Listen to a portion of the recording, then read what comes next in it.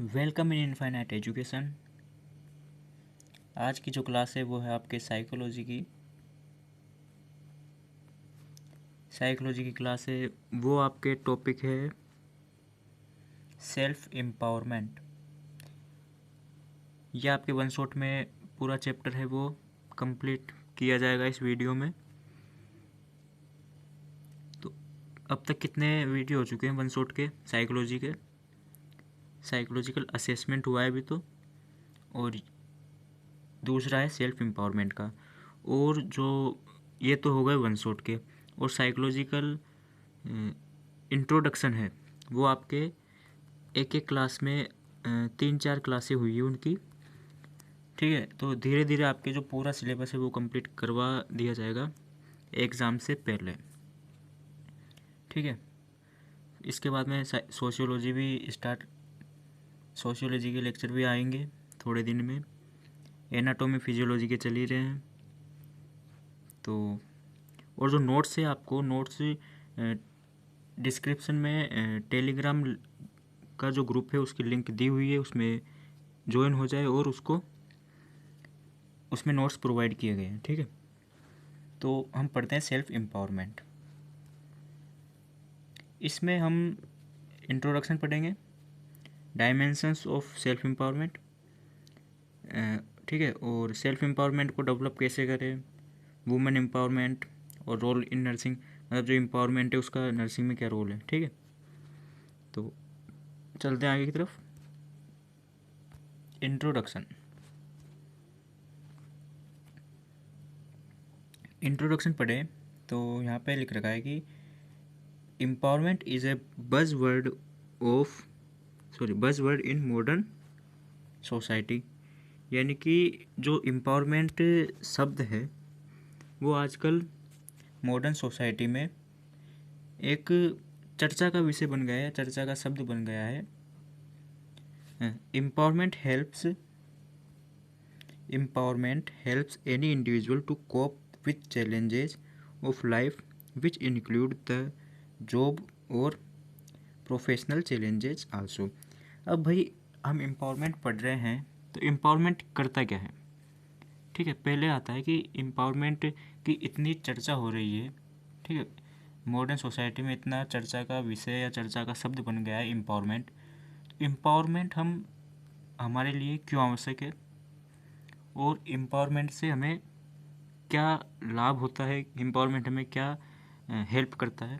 तो empowerment help in any individual to cope with challenges of life which include the job और professional challenges. यानी कि जो empowerment है अपना, वो एक इंडिविजुअल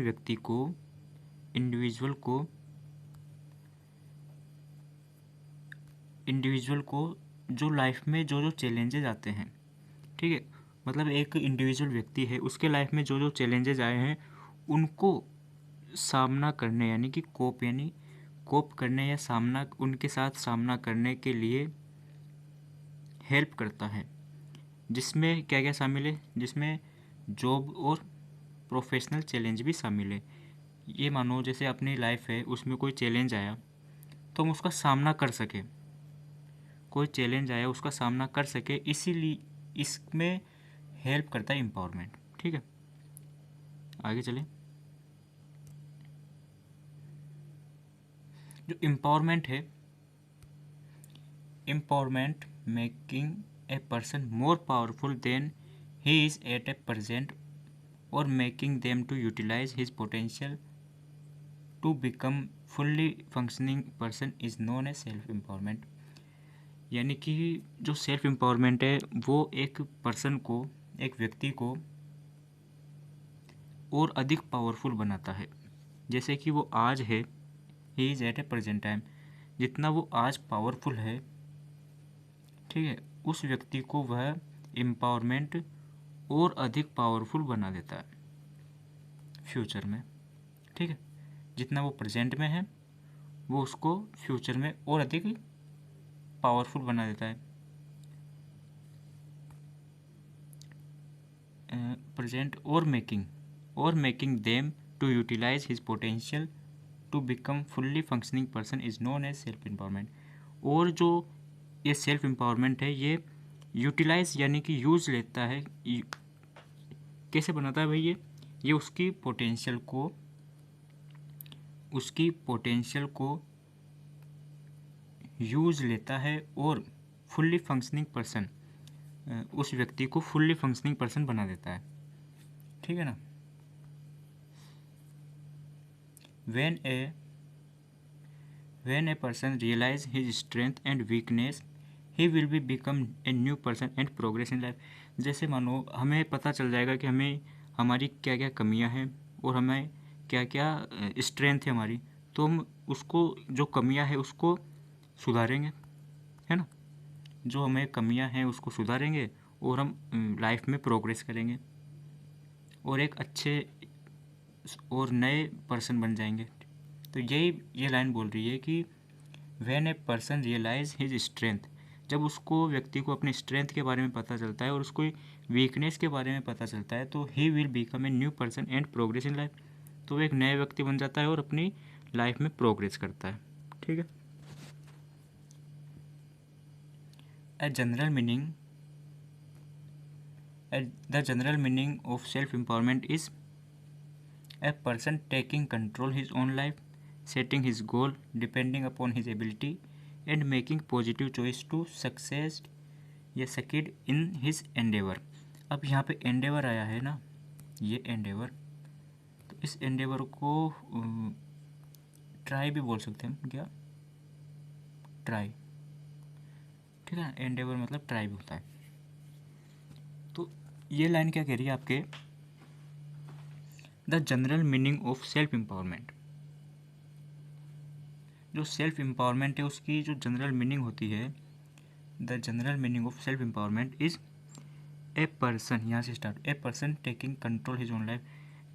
एक व्यक्ति है वो अपनी लाइफ में जो अपनी खुद की लाइफ है उस पर कंट्रोल कर सके और अपने जो गोल है, जितनी अपनी एबिलिटी है, अपॉन हिज एबिलिटी, जितनी अपनी एबिलिटी है, योग्यता है, उसके हिसाब से अपना गोल सेट करे, है ना, अपना गोल सेट करे और अपनी लाइफ को कंट्रोल करे और एक पॉजिटिव चॉइस बनाए जिससे कि जो सफल होने के लिए ट्राई करें, एंडेवर ट्राई करें।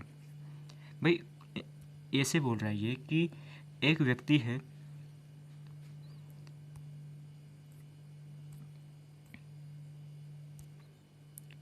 ठीक है, जैसे एक व्यक्ति है ये सफल होना चाहता है ना, सक्सेस चाहता है ये, तो इसको अपनी एबिलिटी के अनुसार, अपनी जो एबिलिटी है उसके अनुसार क्या करना चाहिए, गोल को सेट करना चाहिए।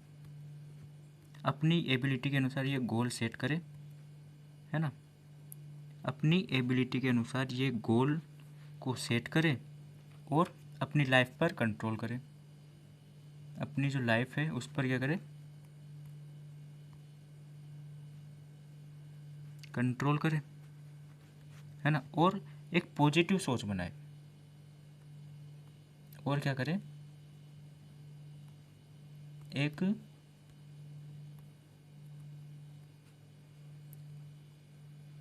पॉजिटिव चॉइस के साथ कोशिश करे, एक पॉजिटिव चॉइस के साथ क्या करे, कोशिश करे, एक पॉजिटिव चॉइस के साथ कोशिश करे लाइफ में सक्सेस के लिए। ठीक है। तो इसको क्या करना चाहिए, ये पर्सन है ना, ये आपके सक्सेस होना चाहता है, तो इसको सबसे पहले तो अपनी एबिलिटी के अनुसार, अपनी एबिलिटी के अनुसार गोल सेट करें, ठीक है, और लाइफ को कंट्रोल करें और पॉजिटिव चॉइस के साथ क्या करें, पॉजिटिव चॉइस रखें और सक्सेस होने का ट्राई करें। ठीक है। भाई कोशिश करेगा तभी तो सक्सेस होगा। देन ये आपके complete. The same principle also apply to nurse who has to force a lot of challenge, heavy duties and restless life to become self-empowered in order to face the challenge life. अब ये ऐसे बोल रहा है कि ये जो हमने पढ़ा है ये सेम टू सेम ऐसे कि ऐसे ही आपके नर्स के लिए भी होता है. अब भाई नर्स है वो क्या करेगी, अलग अलग चैलेंज है उसको फेस करेगी. कैसे फेस करेगी, जैसे मान लो कोई पेशेंट आया है ना, कोई पेशेंट आया, अब हैवी ड्यूटी करेगी वो. जैसे उसकी इमरजेंसी में कोई पेशेंट आया, अब उसका टाइम नहीं है, ठीक है, उसने डे शिफ्ट कर ली. अब कोई ऐसा केस आ जाता है तो उसको जाना पड़ेगा, तो वो रेस्टलेस हो गया, एक तो रेस्टलेस हो गया है ना, हैवी ड्यूटी हो गई. ऐसे चैलेंज आते हैं उसकी लाइफ में जो कि एक स्ट्रेसफुल आते हैं. भाई कोई पेशेंट आया उसको कैसा ट्रीटमेंट दे, है ना, हैवी ड्यूटी हो गई, रेस्टलेस हो गया, जो कि life to become a self empowered in order to face the challenge life. इसमें जो सेल्फ एम्पावरमेंट है वो हेल्प करता है. ठीक है, आगे चले. Dimensions of self empowerment. Self empowerment के क्या क्या डायमेंशंस होते हैं वो देख लेते हैं हम. First one is self awareness and values. पहला है आपके पास सेल्फ अवेयरनेस एंड वैल्यूज़. कैसे? Self awareness make the individual to understand himself. जो सेल्फ अवेयरनेस है वो एक इंडिविजुअल को खुद को उसको स्वयं को समझने के लिए बनाता है या हुई है, हेल्प करता है. सेल्फ अवेयरनेस एक इंडिविजुअल को स्वयं को समझने के लिए हेल्प करता है. Realising the strength and weakness leads to self awareness. और जो सेल्फ अवेयरनेस वो एक व्यक्ति को रियलाइज़ करवाता है उसकी वीकनेस और स्ट्रेंथ के बारे में. भाई ये आपकी कमियां हैं और ये आपकी स्ट्रेंथ है, तो आप कोशिश करें इन कमियों को सुधारने के लिए, है ना. Selecting and adapting good values like positive thinking, high goals, hard work etcetera help for self empowerment. अब ये ऐसे बोल रहा है कि हमें पॉजिटिव थिंकिंग है ना, पॉजिटिव थिंकिंग हुआ, हाई गोल्स हुआ और हार्ड वर्क, इन सभी को सेलेक्ट करना है और अडेप्ट करना है. इन सभी को सेलेक्ट किया हमने सबसे पहले, फिर उनको अडेप्ट करेंगे.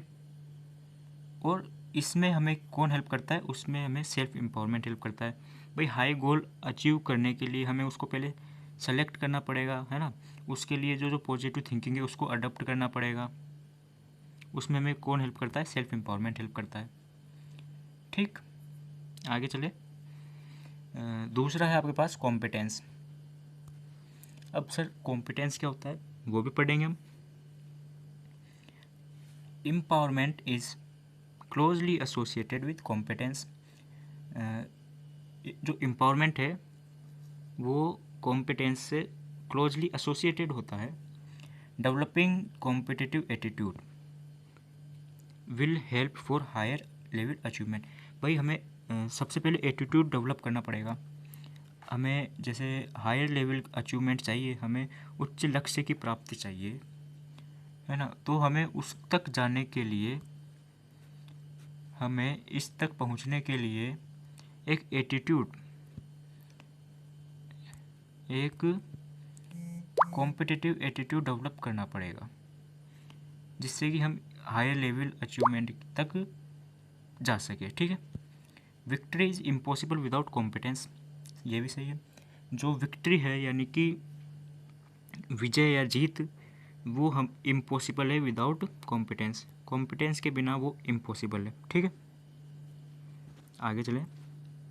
Self determination and impact. Empowerment can not be attend without a strong mind.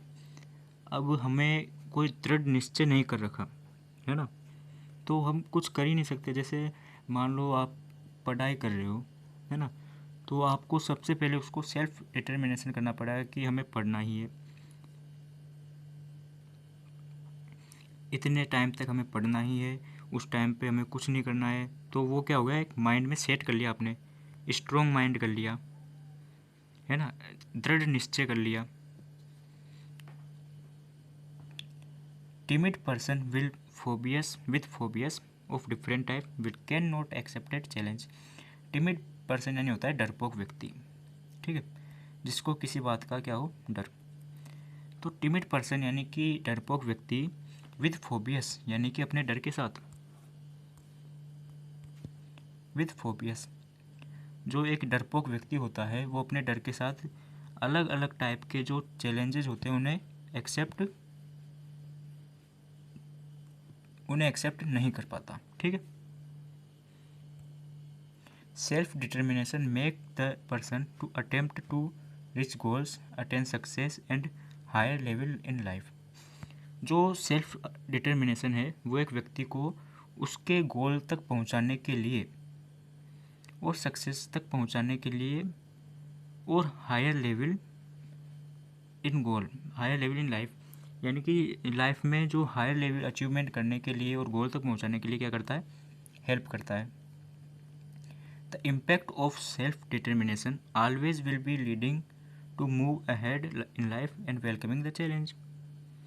जो सेल्फ डिटर्मिनेशन है उसका क्या प्रभाव पड़ता है, सेल्फ डिटर्मिनेशन का हमेशा ये प्रभाव पड़ता है कि वो कोई इंडिविजुअल है उसको आगे मूव अहेड, आगे की तरफ मूव करवाए और नए नए जो चैलेंजेज है उनको एक्सेप्ट करे, जिससे कि वो और आगे बढ़े, ठीक है।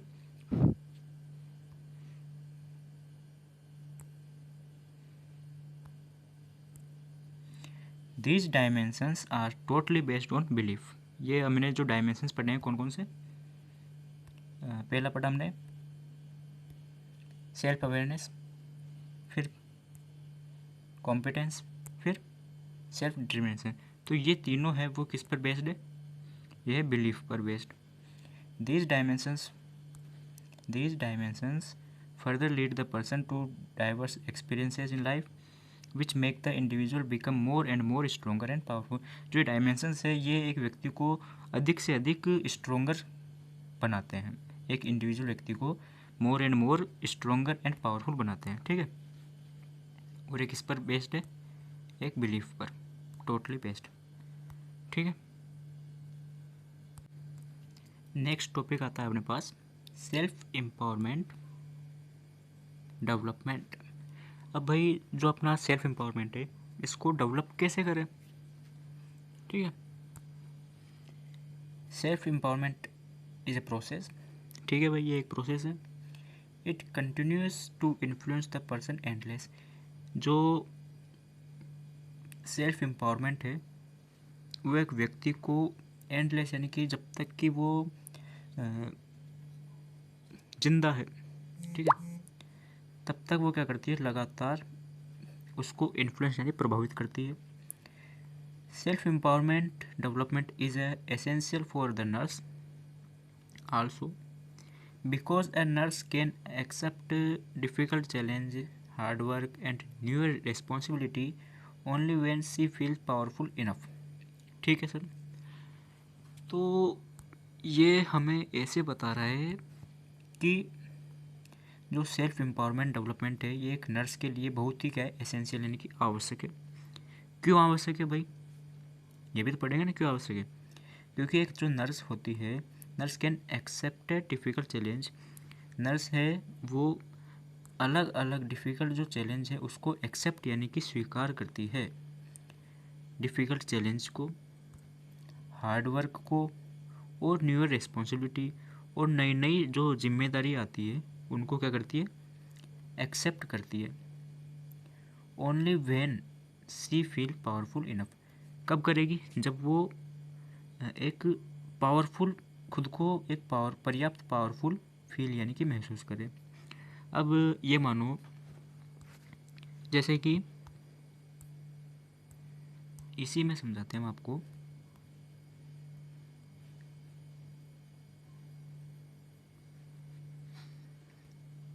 कोई दो नर्स है, एक नर्स ये हो गई और एक नर्स ये हो गई, ठीक है। अब जो ये वाली नर्स है, रेड वाली, ये क्या है, एक जैसे केस आया, कोई पेशेंट आया, ठीक है, ये कोई पेशेंट आता है, ये कोई पेशेंट है, तो अब ये दोनों नर्स हैं, ठीक है। अब इन दोनों ने क्या कर रखा है, सेम से ही, मतलब सेम यूनिवर्सिटी है, उसी से स्टडी कर रखी है। अब जो ये वाली नर्स है, कौन सी, रेड वाली, तो रेड वाली जो नर्स है ना, वो खुद को पावरफुल समझ रही है। क्यों समझ रही है? क्योंकि उसमें सेल्फ एम्पावरमेंट, यानी कि एक सेल्फ एम्पावरमेंट है, तो ये खुद को क्या समझ रही है, पावरफुल समझ रही है ना। और ये है, ये क्या है, डर लग रहा है, टिमिड पर्सन हो गया जैसे ये है ना, डरपोक, इसे डर लग रहा है, तो ये इसको ट्रीट नहीं कर पाएगी, और तबकि ये इसको ट्रीट कर देगी। क्यों? क्योंकि ये सेल्फ एम्पावरमेंट इसमें है ना, अलग अलग चैलेंज है उसको एक्सेप्ट कर सकती है, ठीक है। तो ये तो इसको क्या कर लेगी, ट्रीट कर लेगी, और ये इसको ट्रीट नहीं कर पाएगी, समझ गए। तो जो ये लाइन है ना, इसका आपको एग्जाम्पल से क्लियर हो गया, ठीक है। नेक्स्ट आता है, nurse should have trust in her self and her ability, A positive attitude toward her work and her attempt to achieve success, and at the same time anticipate for unforeseen hurdles in her attempts। तो भाई ऐसा है, एक nurse है ना, उसको खुद के ऊपर ट्रस्ट होना चाहिए, खुद के ऊपर, और खुद की जो एबिलिटी है, योग्यता है, उसके ऊपर विश्वास होना चाहिए, और एक पॉजिटिव एटीट्यूड रखना चाहिए कि हाँ भाई मैं कर सकती हूँ, मैं इसको ट्रीट कर सकती हूँ, ये सही हो सकता है, हर वर्क, भाई जो मैं काम कर रही हूँ वो सही है, और इससे अचीव सक्सेस जो है, उससे क्या होगा, जो सक्सेस है वो अचीव होगा, ठीक है। तो नर्स को क्या करना चाहिए, एक खुद के ऊपर ट्रस्ट करना चाहिए। फिर आता है importance of women empowerment. Women empowerment, नारी सशक्तिकरण है ना, एक तरीके से ये हो गया नारी सशक्तिकरण। इसको पढ़ते हैं हम। Definition of women empowerment. Women empowerment refers to increase the spiritual, political, social or economic strength of women. It's often involved the empowered developing confidence in their own capacity। समझे कुछ? ऐसे बोल रहा है कि जो वुमेन एम्पावरमेंट है, ये इंक्रीजिंग द स्पिरिचुअल, पॉलिटिकल और सोशल इकोनॉमिकल स्ट्रेंथ, एक वुमन है उसकी स्पिरिचुअल, पॉलिटिकल और सोशल एंड इकोनॉमिकल जो स्ट्रेंथ है उसको क्या करती है, इंक्रीज करती है। It's often involve the empowered developing confidence in their own capacity. और जो ये है ना एम्पावरमेंट, ये नर्स की क्या, वुमन की, क्योंकि यहाँ पे वुमन की बात हो रही है, ये वुमन की कॉन्फिडेंस और कैपेसिटी को डेवलप करती है, जिससे कि वो क्या कर सके, एक एम्पावर्ड बन सके, ठीक है। आगे चले, issues and problems faced by women in India. जो भारत है, इंडिया है, उसमें एक वुमेन है, वो क्या क्या प्रॉब्लम्स है और क्या क्या इश्यूज है वो जो कि फेस करती है, तो वो कौन कौन से हैं वो देखते हैं। पहला है सेलेक्टिव अबॉर्शन एंड फीमेल इन्फेंटेंसाइड, यानी कि कन्या भ्रूण हत्या बोले तो, है ना, एक सेलेक्टिव अबॉर्शन करवाते हैं, है ना, कन्या भ्रूण हत्या हो गई जैसे, है ना, सेक्सुअल हैरेसमेंट हो गया, डोरी, दहेज, ब्राइड बर्निंग, है ना, जैसे कि वो कौन सी प्रथा थी, ब्राइड बर्निंग, सती प्रथा, है ना, सती प्रथा थी, कौन सी थी वो, जिसमें उसको दुल्हन को जला देते हैं ना, bride burning. Disparity in education में जैसे हम वुमेन हैं उनको एजुकेशन नहीं देते हैं यहाँ पर इंडिया में, पहले नहीं देते थे, अब तो काफ़ी सुधार हुआ है। डोमेस्टिक वायलेंस, घरेलू हिंसा, है ना, मतलब कि घरेलू झगड़े होते हैं। चाइल्ड मैरिज, बाल विवाह कर दिया।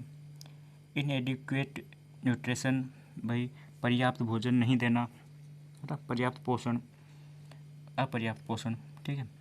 लो स्टेटस इन द फैमिली, एक वुमेन है उसका स्टेटस लो होता है, मतलब उसकी बात कोई नहीं मानता है ना, मैन की चलती है ना, आदमी की चलती है, औरत की कम चलती है। स्टेटस ऑफ विडो, जो विधवा होती है उसका क्या स्टेटस रहता है, लो स्टेटस रहता है इंडिया में।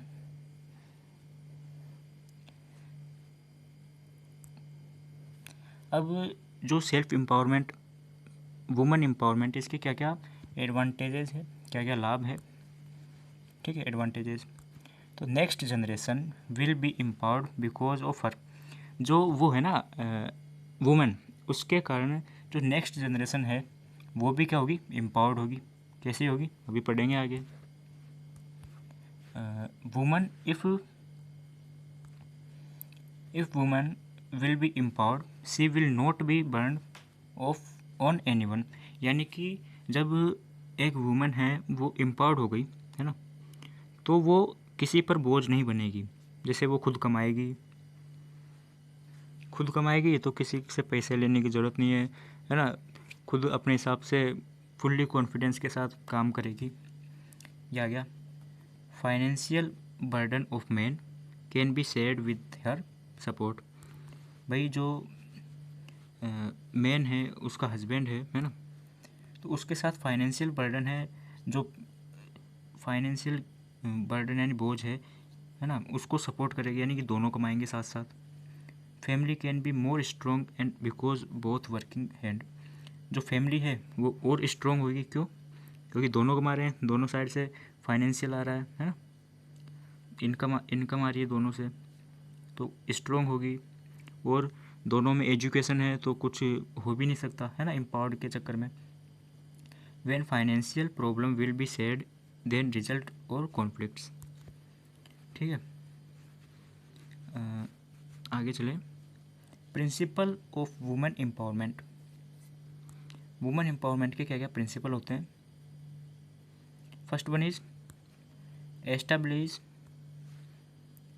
High level cooperate leadership for gender equality, भाई जेंडर इक्वलिटी है, दोनों को क्या है, समान अधिकार दो, मेल और फीमेल है दोनों को क्या है, समान अधिकार देना चाहिए। Treat all women and main Fairlie at work, respect and support human rights and non discrimination.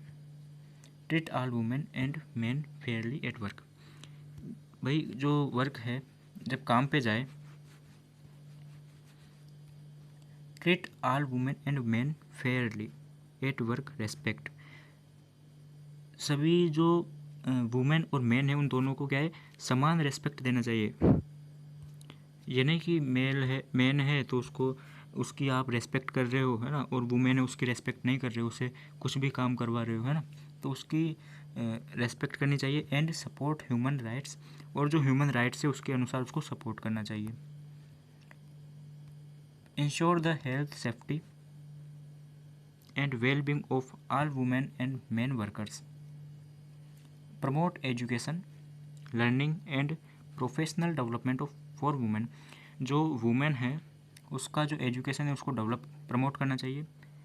Learning यानी उसको सीखने की इच्छा है तो उसको सिखाओ। प्रोफेशनल डेवलपमेंट, और वो काम कर रही है तो उसकी प्रोफेशनल है उसको क्या करो, डेवलप करो वुमेन के लिए, ठीक है। अब एजुकेशनल डेवलपमेंट देख लेते हैं।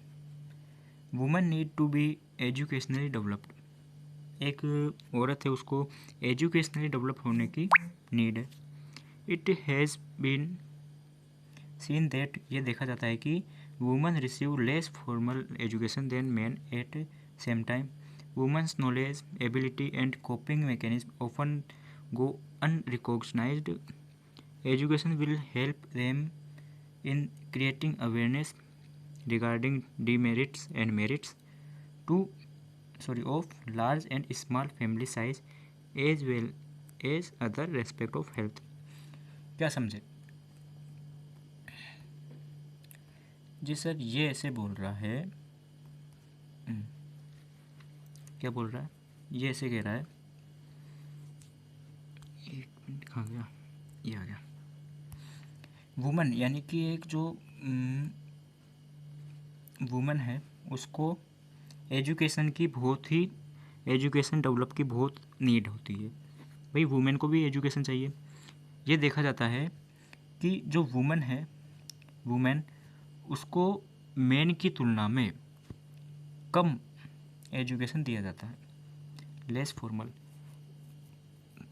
देखा ही जाता है भाई कि जो औरत है उसको कम एजुकेशन दिया जाता है compare the man. Women knowledge, जो वुमेन है, औरत है, उसकी नॉलेज, स्त्री है, उसकी नॉलेज, उसकी योग्यता एंड कोपिंग मैकेनिज्म, और उस मतलब कि उसको सामना करने की जो एबिलिटी है कोई, तो वो क्या है, मेन कम होगी क्योंकि उसमें नॉलेज नहीं है। तो एजुकेशन विल बी हेल्प, जो एजुकेशन है हम उसको एजुकेशन देंगे, तो एजुकेशन हम वुमेन को एजुकेशन देंगे तो एजुकेशन क्या हेल्प करेगी, उसमें अवेयरनेस लाएगी जिससे कि वो मेरिट और डिमेरिट, उसके गुण और अवगुण क्या क्या है ना, उसको देखेगी। किसके गुण और अवगुण? Large and small families in size, छोटी फैमिली हो या बड़ी फैमिली हो, है ना, उसके क्या क्या गुण होते हैं उसको देखेगी। किससे देखेगी? उसके लिए होना चाहिए एजुकेशनल डेवलपमेंट। ठीक है, इसलिए वुमेन है उसको एजुकेशन देनी चाहिए। आप भी देना और बताना,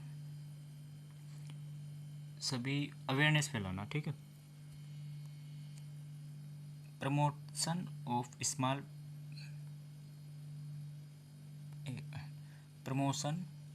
स्मॉल फैमिली नॉर्म्स। अब स्मॉल फैमिली के क्या क्या नॉर्म्स होते हैं वो देख लेते हैं।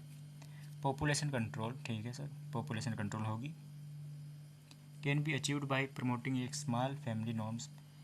बिल्कुल, हम स्मॉल फैमिली का प्रमोट करेंगे तो जो पॉपुलेशन है वो तो कंट्रोल होगी। The small family norms is in the objective of family welfare programme this to achieve control. ठीक है। जो स्मॉल फैमिली के जो नॉर्म्स है जो कि फैमिली वेलफेयर प्रोग्राम के द्वारा है, अभी आगे पढ़ेंगे कौन कौन से प्रोग्राम है ना। This to achieve control over country population, ये हमारी कंट्री को कंट्री पॉपुलेशन है उसको कंट्रोल करने में काम आती है। The small family norms was promoted by slogan, जो स्मॉल फैमिली है उसको प्रमोट करने के लिए क्या स्लोगन दिया गया था? ये दिया गया था आपके 2 या 3 बस। कब दिया था ये? बहुत पुराना हो गया, इन 1970, because of 3 child family model. अब तो 2 हो गए, तो क्या अब तो एक ही होने लग गया है क्योंकि अब जो लोग हैं वो लोगों में अवेयरनेस आ चुकी है। Welfare programme was to achieve and promote small family. कौन कौन से प्रोग्राम हैं वो है आपके सामने। Family welfare programme, family planning method, mass communication, information education and communication, है ना, registration of couples, target couple to direct toward the family planning method, cafeteria approach to planning method. ठीक है। अब अडोप्शन, जैसे अडोप्ट कर लेते हैं हम किसी को, है ना। Involvement of health education institution for promotion of small family, small family के लिए हेल्थ एजुकेशन देनी चाहिए। एम्पावरिंग वुमेन, ठीक है, ये हम पढ़ ही रहे हैं, एम्पावरिंग वुमेन। प्रोफेशनल एटिक्यूट्स, अब पढ़ते हैं प्रोफेशनल एटिक्यूट्स, क्योंकि ये आपके फास्ट हो रहा है, क्योंकि जल्दी से जल्दी हम इस लेक्चर को ख़त्म करना चाहते हैं, क्योंकि जिससे आपके कम टाइम में एक चैप्टर है वो कंप्लीट हो सके, है ना। तो आपको अगर समझ में नहीं आ रहा है तो आप या तो कमेंट करें या वीडियो को वापस देखें। इसको स्लो कर ले, स्पीड कम अपने हिसाब से सेट कर ले, बढ़ाना चाहो तो बढ़ा लो, 2x कर लो, ठीक है, 1.5x कुछ भी कर लो, और कम करना चाहो तो आप 0.5 कर लो। Professional etiquettes, every profession has some expectation regarding the behavior of its employee। भाई कोई भी प्रोफेशन है ना, वो कोई भी प्रोफेशन है वो अपने एम्प्लॉय से एक एक्सेप्टेशन रखता है कि भाई इसका बिहेवियर ऐसा होना चाहिए मेरे प्रति या सभी के प्रति, है ना, रेस्पेक्टफुली होना चाहिए। तो ये सभी की होती है प्रोफेशन वालों की एक एक्सेप्टेशन होती है regarding the behaviour of its employee. उसके एम्प्लॉय या कार्य करता है उसके प्रति ये बिहेवियर के प्रति ये एक्सेप्टेशन होती है। Their behaviour are particularly important during their working hours, these are called professional etiquettes। कि भाई जो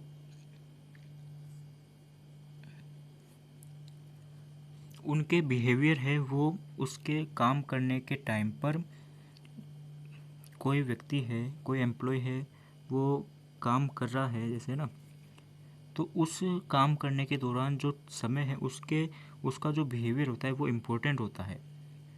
इसे हम क्या करते हैं, प्रोफेशनल एटिक्यूट्स।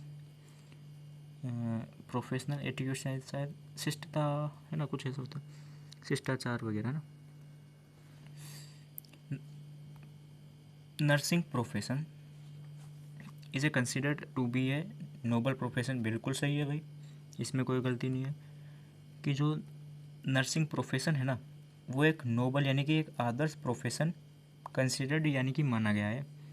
वेयर, जहाँ पर सी, अब यहाँ सी क्या है, नर्स के लिए, where she has to deal with doctor, जहाँ पर कोई नर्स है वो डॉक्टर के साथ डील करती है, पेशेंट के साथ, कलीग्स के साथ, यानी कि जो अपने कलीग्स होते हैं ना, सब पार्टी हो गए, जैसे आपके दोस्त वगैरह हो गए ना, आपके साथ ही मान लो एक तरीके से, है ना, कलीग्स के साथ, पेशेंट के रिलेटिव्स के साथ आदि के साथ।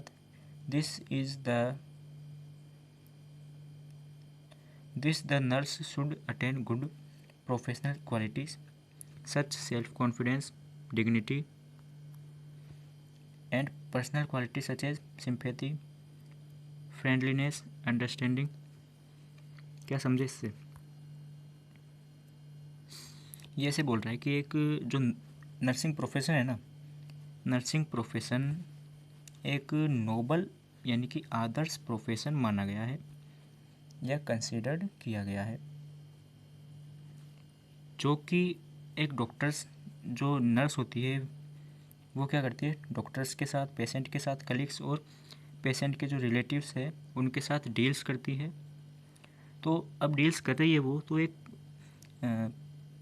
क्या नर्स है, नर्स में क्या क्या क्वालिटीज़ होनी चाहिए, जो प्रोफेशनल क्वालिटी है वो तो भाई प्रोफेशन है तो प्रोफेशन के अनुसार तो उसमें सेल्फ कॉन्फिडेंस होना चाहिए, डिग्निटी होनी चाहिए, etcetera.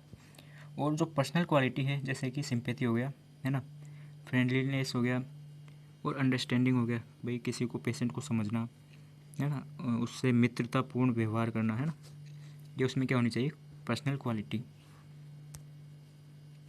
There are some professional etiquettes accepted from a nurse because her main duties will be with the patient who are great pain and stress. जो नर्स है उससे भी हम कुछ प्रोफेशनल एटिक्यूट्स है वो एक्सेप्ट करते हैं, क्योंकि जो नर्स है ना, क्योंकि जो नर्स है उसकी मेन ड्यूटी क्या है, एक जो पेशेंट है वो ग्रेट पेन में, एक भारी दर्द में है ना, और टेंशन में है, उसको उसके साथ डील करना है, है ना। तो ये उसकी क्या होनी चाहिए, पर्सनल एटिक्यूट्स होती है उस नर्स के साथ, एक्सेप्ट करती है, ठीक है। Naturally behavioural and personal etiquettes, sorry, personal quality, behavioral natural behavioral and personal qualities such nobility, politeness, humility, smiling face, clean and tidy dress, honesty, sense of humor are most important accepted qualities and etiquettes a nurse should develop.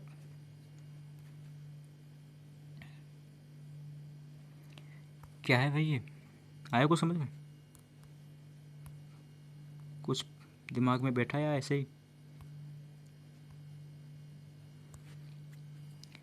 Ji sir, ये ऐसे बोल रहा है कि naturally behavioural, एक nurse है ना, उसका जो बिहेवियर है और उसकी जो पर्सनल क्वालिटी है वो क्या होनी चाहिए, नोबिलिटी होनी चाहिए, है ना, पोलाइटनेस होनी चाहिए, उसमें बिल्कुल विनम्र होना चाहिए, एक स्माइली फेस होना चाहिए, बिल्कुल हंसता हुआ चेहरा हो, है ना नर्स का, मतलब उसको देखते ही आधी तबीयत तो ऐसे हो जाए। क्लीन एंड टाइडी ड्रेस, उसके कपड़े बिल्कुल साफ़ और क्लीन होने चाहिए, वो ईमानदार हो, है ना, उसमें सेंस ऑफ ह्यूमर हो, ये जो इम्पोर्टेंट क्वालिटी है ये उसको डेवलप करनी चाहिए, है ना। मतलब नर्स को देखे ना तो आधी तबीयत तो ऐसे हो जाए, स्माइलिंग फेस के द्वारा, है ना, clean and tidy dress, honesty, बोलने का तरीका, है ना, विनम्र, सबसे ईमानदार, ये उसको नर्स को क्वालिटी डेवलप करनी चाहिए। आगे चलें, personal grooming, I think second last topic है ये इस चैप्टर का, yes yes second last topic है। पर्सनल ग्रूमिंग होता क्या है, पहले तो ये देखो आप, पर्सनल ग्रूमिंग को हम नॉर्मल लैंग्वेज में समझे तो एक तरीके से अपने आप को मेंटेन करने का तरीका, ये होता है पर्सनल ग्रूमिंग। देखते हैं क्या लिख रखा है, it refer to an art which help individual to clean and maintain their body part in healthy वे।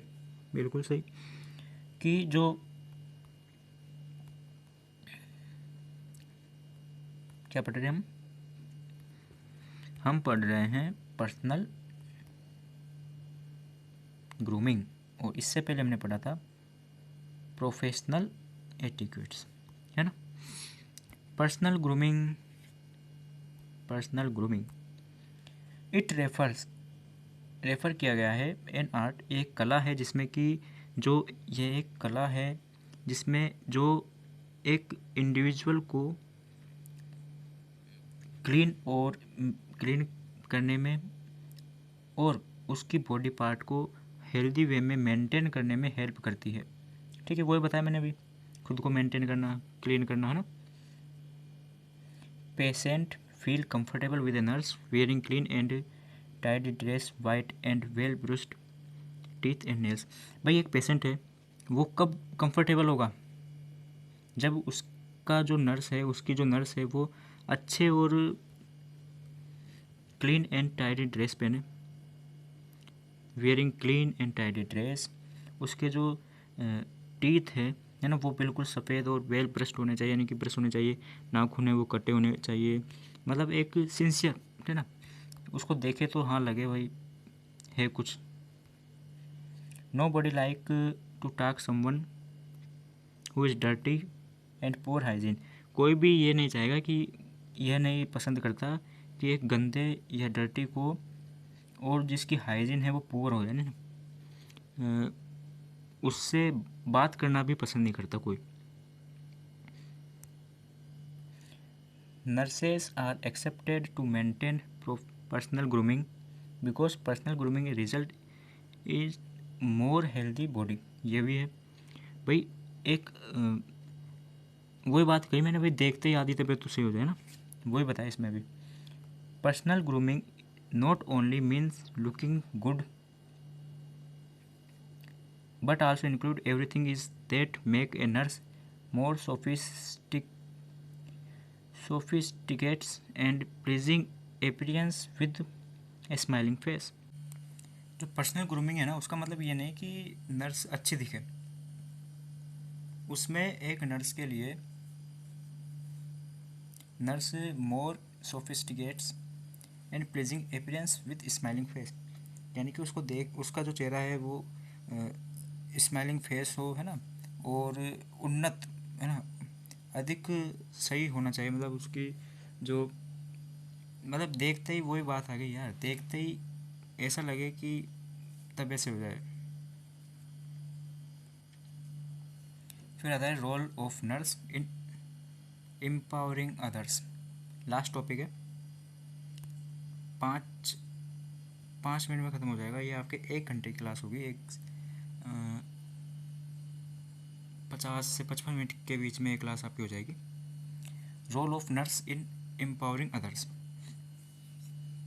एक नर्स है, उसके क्या क्या रोल होते हैं अधिक या दूसरों को एम्पावर करने के लिए, है ना। तो वो कौन कौन से रोल है वो देख लेते हैं। Empowerment is defined as the ability to get things done and include a capacity to mobilize resources and provide support information। भाई एम्पावरमेंट है, उसको हम देखें तो एम्पावरमेंट एक एबिलिटी है टू गेट थिंग, एक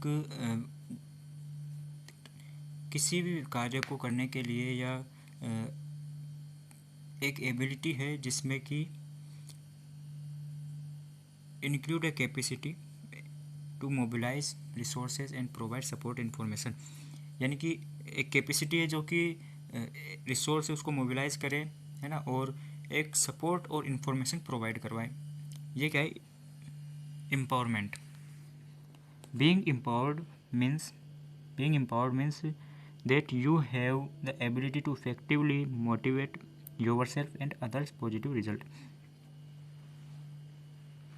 मतलब कि एक एम्पावर्ड है, वो क्या होता है कि यू हैव द एबिलिटी, तुम उसको, उसमें एबिलिटी रखते हो कि आप मोटिवेट करो खुद को भी और दूसरों को भी मोटिवेट करो, और पॉजिटिव रिजल्ट आपको मिलने चाहिए, है ना।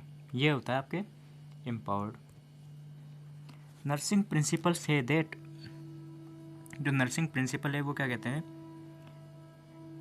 दे have to play the role as leader counsellor and care taking.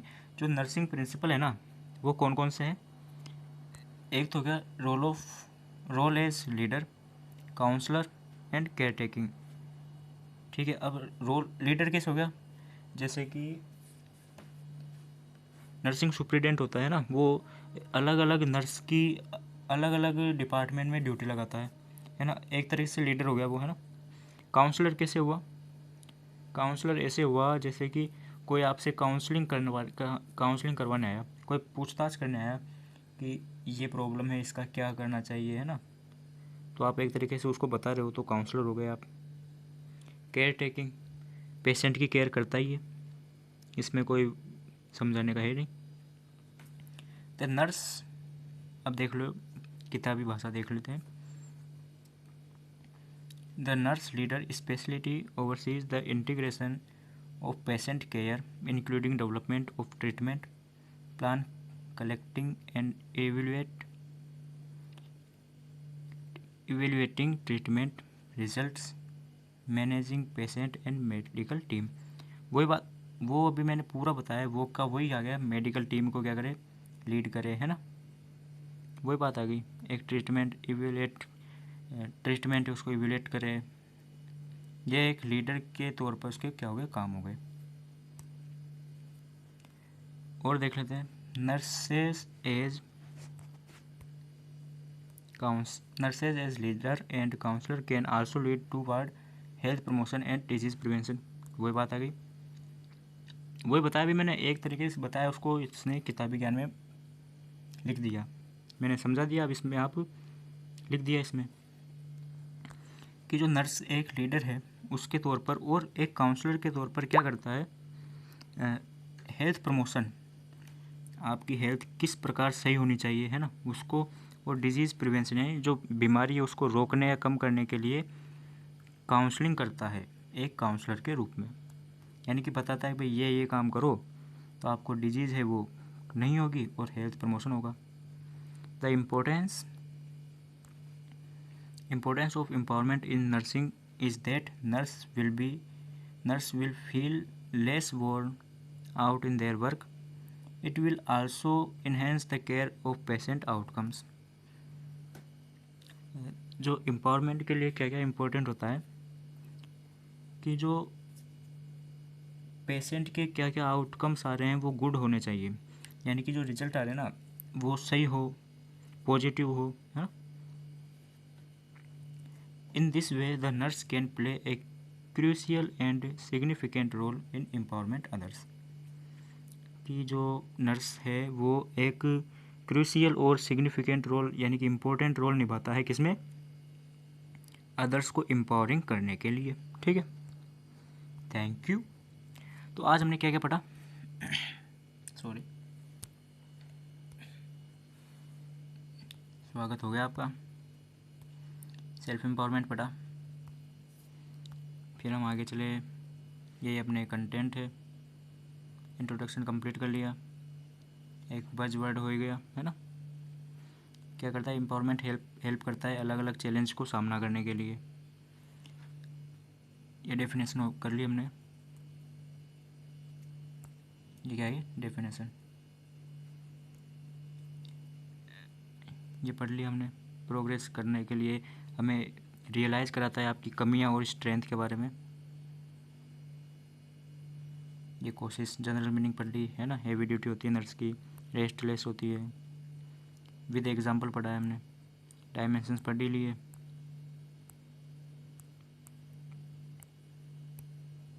Development पढ़ लिया है ना, विद एग्जांपल पढ़ा है भाई, विद डायग्राम, दो नर्स का एग्जांपल लिया था ना ये। वुमेन एम्पावरमेंट पढ़ लिया, क्या क्या एडवांटेज होते हैं और क्या क्या फेस करती है ना। एजुकेशन डेवलपमेंट हो गया अपना, स्मॉल फैमिली के लिए क्या क्या प्रमोशन किया हमने, क्या क्या प्रोग्राम्स चलाए गए हैं ना। प्रोफेशनल एटिक्यूट पढ़ लिया, शिष्टाचार, नोबल प्रोफेशन होता है, मतलब स्माइलिंग फेस हो है ना। पर्सनल ग्रूमिंग देख लिया, क्या क्या वह एक तरीका है बॉडी पार्ट को एक क्लीन और मेंटेन रखने का। रोल ऑफ नर्स पढ़ लिया, अभी जस्ट पढ़ाइए। एक तरीके से मैंने आपको पहले इसको सिंपल तरीके से समझा दिया भाई, लीडर के रूप में क्या क्या होने चाहिए, काउंसलर के रूप में क्या होना चाहिए और केयर टेकिंग के रूप में क्या होना चाहिए ना। फिर बाकी के पॉइंट्स है वो तो उनको एक इंग्लिश में लैंग्वेज में कन्वर्ट किया गया है। Thank you. और ये आपको मैंने एग्जांपल से समझाया, दो नर्स का है ना, रेड और ब्लू वाली। तो आपको नोट्स चाहिए तो आपको नोट्स कहाँ मिलेंगे, टेलीग्राम में वीडियो की लिंक के नीचे आपको नोट्स प्रोवाइड किए हुए हैं। ठीक है, देख लिए जाके। और अब ये टेलीग्राम की लिंक कहाँ मिलेगी, ये आपको मिलेगी डिस्क्रिप्शन में। ठीक है, और चैनल को सब्सक्राइब, वीडियो को लाइक। मिलते हैं अगली वीडियो में नए लेक्चर के साथ।